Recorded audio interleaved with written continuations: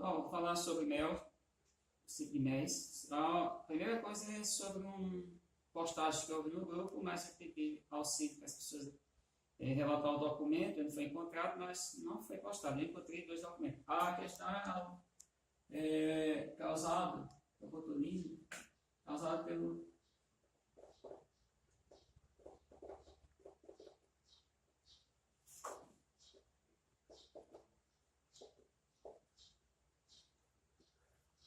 essa bactéria é uma Gram-positiva formada de bastão e ela tem como a questão mais séria, ela é rara na natureza, contaminar o alimento é difícil, mas ela produz uma neurotoxina e a questão desse problema dessa neurotoxina é que ela suporta calor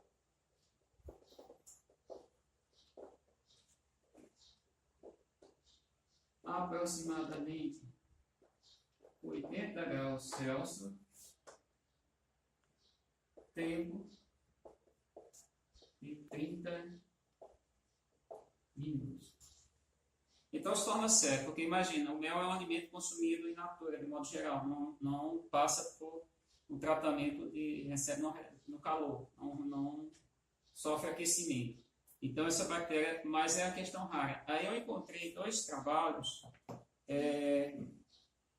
eu fui buscar na internet e encontrei dois trabalhos. Um trabalho foi um trabalho de revisão, que é a análise de mel, da Carolina Gouveia Mendes e outros, da revista Caatinga, que pertence à Universidade Federal Rural do Semiárido, em Mossoró. E outro foi esporos de Clostridium botulino em mel comercializado no estado de São Paulo e outros estados brasileiros. Adriana Valim Ferreira Ragazzani e outros, 2008, foi publicado em Ciência Rural, na revista Ciência Rural de Santa Maria, Rio Grande do Sul.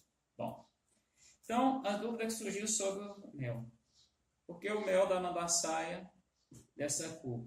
Isso depende de florada, mas os tipos de mel que existem, eles também estão relacionados com a espécie. Aqui eu tenho outro mel para comparar, que é o mel do gênero Apis. Inclusive, esse aqui cristalizou, enquanto eu não consumir essa parte toda, eu não vou tirar. Provavelmente esse mel tem a maior concentração de néctares extraído que a abelha retirou da algaroba, e o mel da algaroba tem uma facilidade enorme de cristalizar. E eu tenho aqui, quando alguém às vezes mostra, o mel da mandaçaia tem, primeiro, esse mel apresenta características sensoriais peculiares. Um é o odor, outro é o sabor, que no caso a palatabilidade você vai testar isso, é o cheiro e a cor. Claro que a cor normalmente é esse, é um mel mais fino. E aqui eu tenho o que eu alimento as abelhas, que é sacarose. Isso aqui é feito numa diluição de 50%. Se eu pegasse essa garrafinha de açúcar, eu pegaria outra garrafinha de água do mesmo tamanho e eu faço a diluição. Tem gente que faz apenas dilui e mexe e pronto, alimenta as abelhas. No meu caso, também já vi outros trabalhos fazendo que o processo é na chama, no fogão, na chama baixa. Então, depois de diluído, eu mantenho na geladeira. Então, tem esse aspecto, essa coloração. Bom, então, os méis, a gente tem que ter um certo cuidado.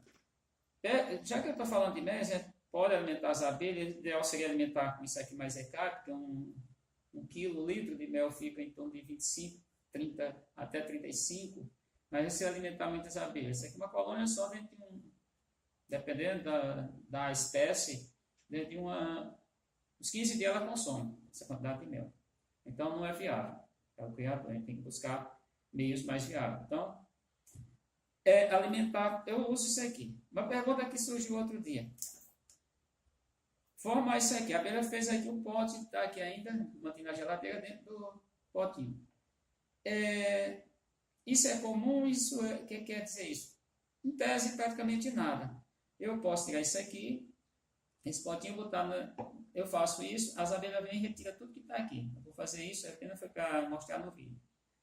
Mas é comum as abelhas, elas fazem daqui, elas obstruindo a saída daqui do bebedouro, essa parte, com argila.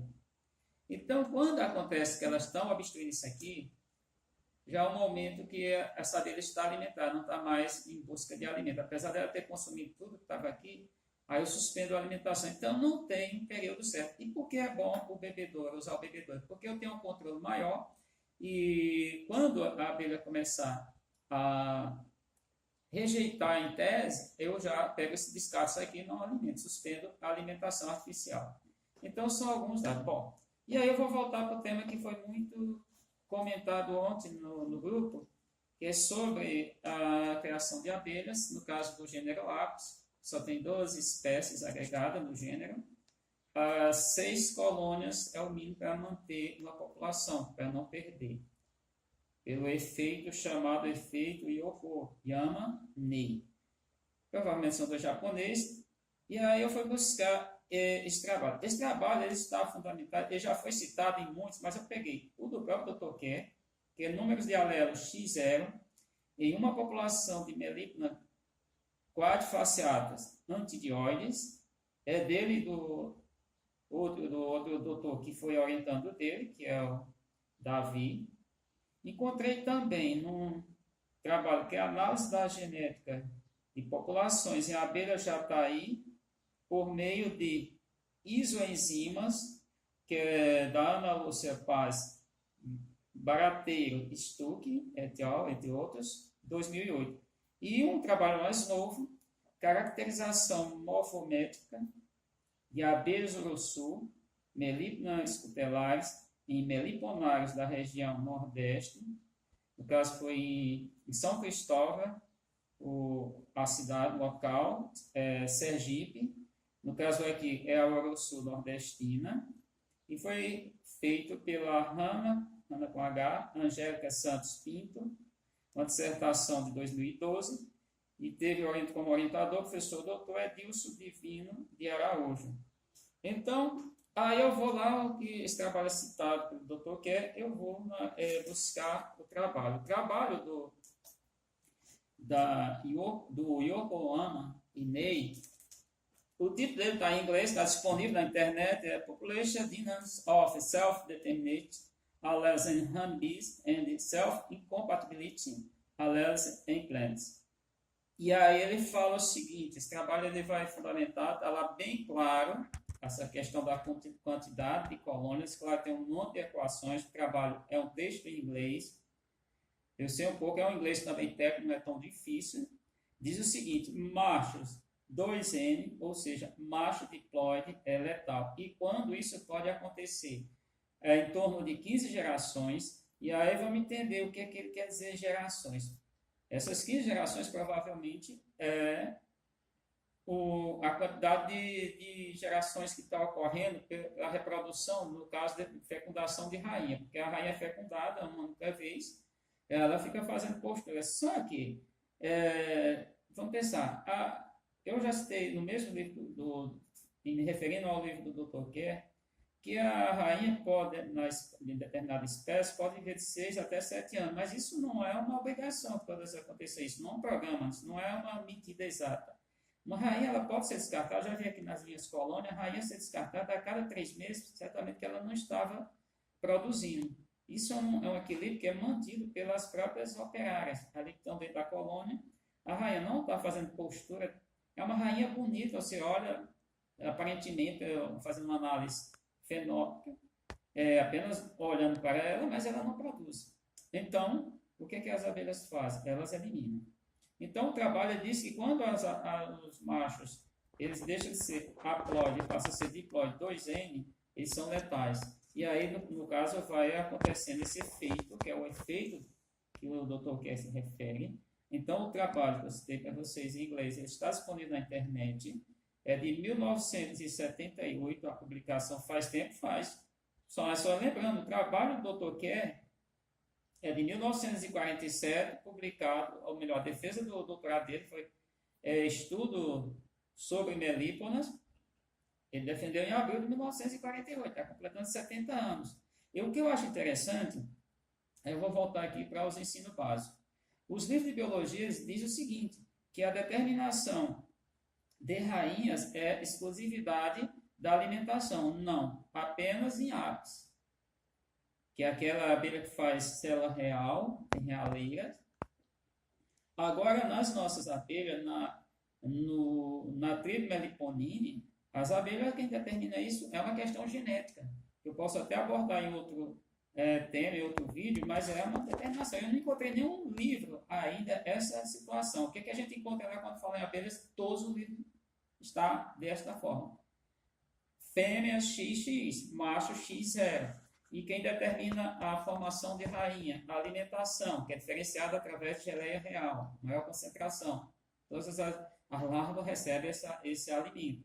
Todavia, a gente tem que ter um cuidado que, na verdade, nas nossas abelhas seria até interessante algum autor pensar em citar, em reportar o trabalho do Dr. Kerr, que é o maior geneticista de abelhas do planeta. Quem determina, na verdade, essa determinação, ela ocorre através lá do trabalho de mente, com base na genética, ou seja, é uma questão, em tese, mais ou menos seria área aleatória, mas é uma questão de combinação que vai ocorrer e, na verdade, vai nascer em torno das espécies do gênero Melipona, asquena, em 12,86%, e das Meliponas grandes, em torno de 25% são princesas. Ou seja, de cada 4 posturas que a rainha está realizando, uma destas é princesa. Pode não virar princesa, para virar rainha, porque precisa de ser fecundada.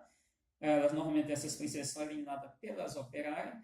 Então isso é interessante citar para vocês. Por quê? Porque eu vou falar, até ontem um seguidor no grupo disse o seguinte, no canal, tudo fica na burocracia. Concordo, sim. Então, o que acontece? O que diz a legislação ambiental específica para nossas abelhas? Uma pessoa só pode possuir 49 colônias. E aí, se você, para manter um plantel, tem que ter 44, fica muito difícil você criar. Você não pode criar 2 espécies, só pode criar uma espécie, porque você nunca vai chegar a ter isso. Então, vai criar inicialmente, vai pensar que vai ter sucesso, quando chegar um período, ela desaparece, por esse efeito que eu citei. Então, isso é um alerta que fica para vocês que estão iniciando a criação, e aí eu vou fazer aqui um comentário rápido, mais objetivo, acho que é uma curiosidade, mas é interessante. Eu vejo muitas pessoas, eu sou colecionador de abelha, eu não sou colecionador, eu sou conservador. Basicamente, eu tenho a mandaçaia, que é a mandaçaia da caatinga. Eu não tenho interesse em ter abelhas de outros biomas, só a que está aqui. Por exemplo, todo o bioma caatinga tem partes que são diferentes. Por exemplo, os chapadões, Chapada do Araripe, a serra que chama Serra da Ibiapaba. Lá tem a grossura do chão. Eu não quero essa abelha. Por que eu não quero essa abelha? Porque ela não vai se adaptar aqui. Que aí tem 2 termos que esse é tão básico, tão clássico, tão simples, que é lá do ensino fundamental 2, no início, do 6º ano, antiga, extinta 5ª série, diz o seguinte, alguns conceitos em ecologia, um deles é habitat, outro é nicho ou nicho ecológico. O que é isso? O habitat é uma espécie encontrada. E o que é o nicho? É o que ela faz naquele ambiente, naquele local onde ela vive. Então, se você tirar a espécie de um local, introduzir ela em outro habitat, ela certamente, provavelmente, ela não vai desenvolver o seu nicho. Então, é importante falar isso, porque tem muita gente fazendo coisa aí errada. Aí vem dizer que é a seca, que é isso, é aquilo. Não, não é a seca. É porque a abelha foi retirada do seu ambiente de atuação. Lembrando que a maioria das nossas abelhas, até onde eu sei, as cerca de 300 abelhas que produzem mel no Brasil, elas são específicas, não são generalistas. Aves que é generalista, as nossas espécies não. Se a abelha está adaptada à caatinga, ela não consegue viver no litoral e vice-versa. Só para a gente deixar isso bem claro. Então, vocês que seguem o canal, vamos ter cuidado com isso, porque também preservar as abelhas, conservar, manter, não fazer esse tipo. E até porque o pessoal sabe, você vai pensar, é crime você transferir a abelha de um ambiente para outro. Isso fica bem claro. Então, eu queria fechar nesse ponto, eu acho que eu consegui esclarecer esse ponto da questão do efeito, determinado efeito, o nome japonês, efeito Yokoyama Nei, que o Dr. Kerr relata isso, ele também estudou, conseguiu chegar a essa conclusão, que tem que ter essa quantidade de abelhas, de colônia, ou na natureza tem que existir, para ela nos aparecer, a espécie não entrar em extinção, no caso do meliponicultor não perder a sua criação. Obrigado pelos likes, compartilhamento, visualizações, inscreva-se e até o próximo vídeo.